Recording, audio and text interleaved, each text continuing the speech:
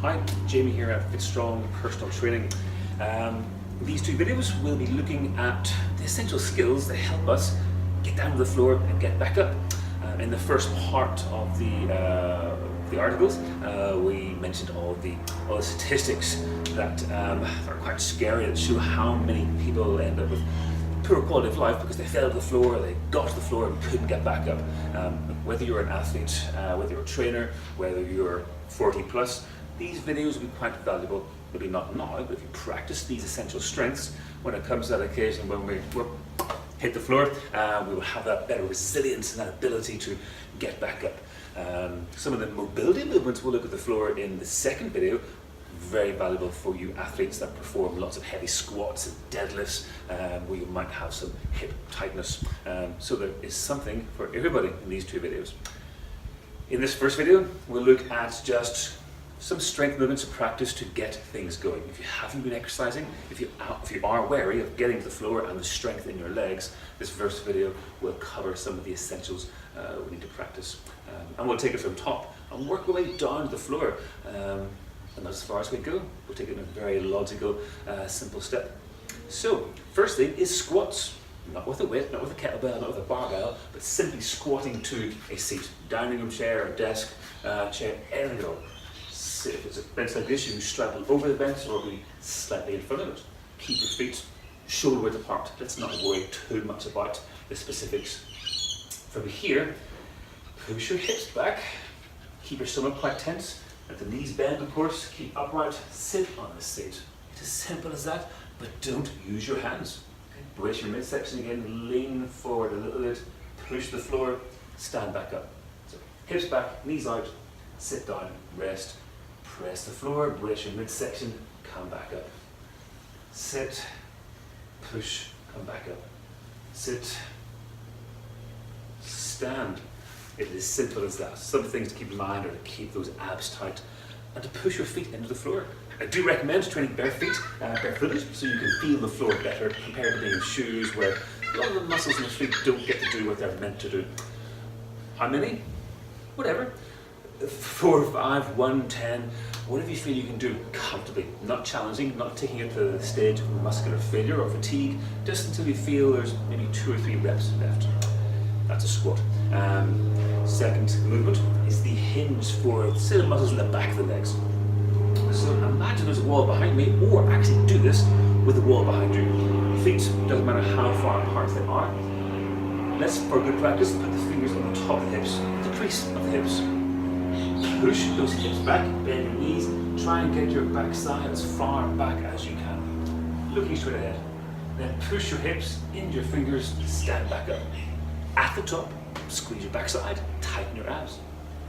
Hips back, stand up. Hips back, stand up.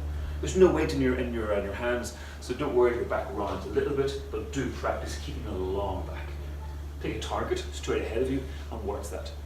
You can see in the video that my shins stay vertical. Very simple. How many? Just like the squat.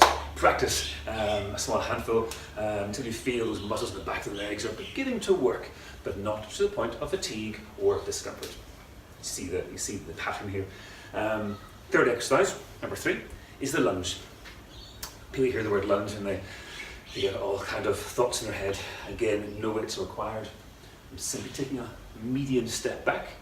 My feet are hip width apart or shoulder width apart. I'm going to brace the midsection.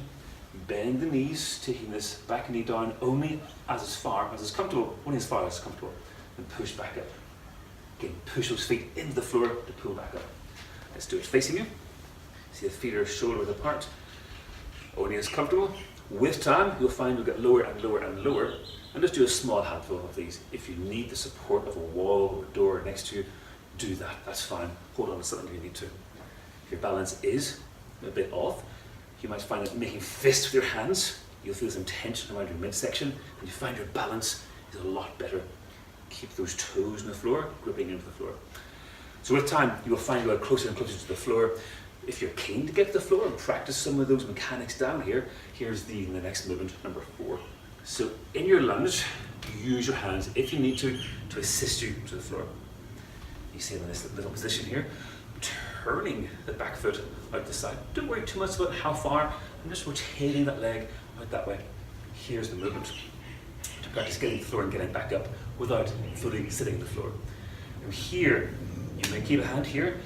Take the other hand out ahead of the knee. So I'm in this leaning over posture. Push the floor, tighten your abs, pull back up. And I'm pushing the hips that way. So I feel the backside muscles working. You might feel a stretch in the hip flexors as well. That's what you want. You want to loosen up the front of the hips, tighten up appropriately, pull back the hips.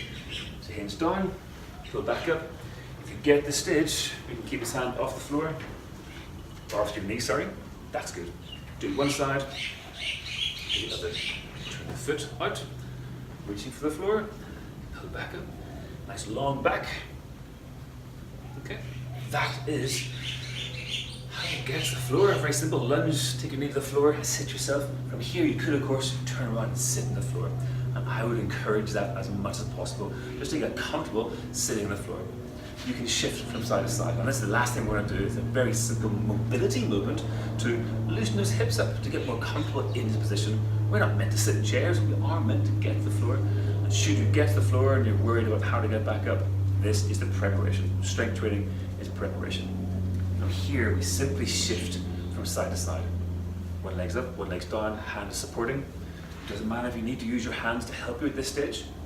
As you get more used to this movement, you can begin to not use your hands to help you. You will find your stomach muscles begin to work a little bit.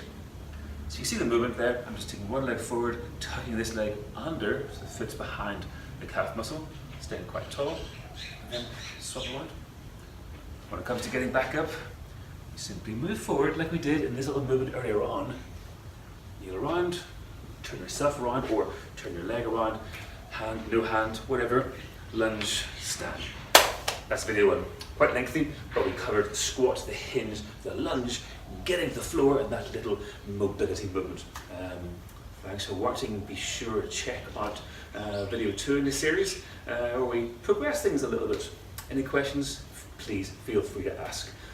Thanks again.